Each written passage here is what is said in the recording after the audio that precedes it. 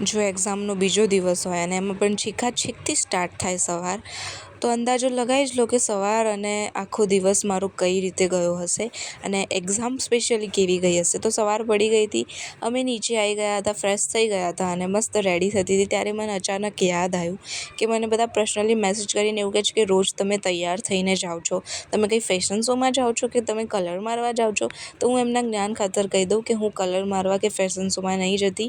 આને self grooming કહેવાય કે તમારે 100થી અલગ દેખાવ હોય ને તો તમારે પર્સનાલિટી થોડી ચેન્જ રાખવી પડે અને સેલ્ફ ગ્રૂમ થઈને જવું પડે. પછી જો તમે બધાની જેમ થઈને આવો તો પછી તમારા અને બધાનામાં ફરક શું?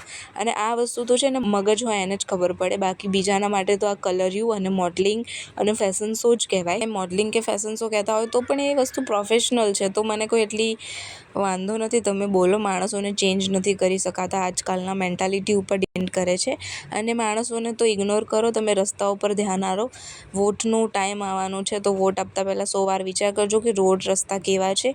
ઘરે આવીને આદિત્ય ગોસ્વામીના વ્લોગ એન્જોય કરતી હતી જમતા. So ya, that's for the video. See you in the next vlog. મળીએ કાલે. જય શ્રી કૃષ્ણ.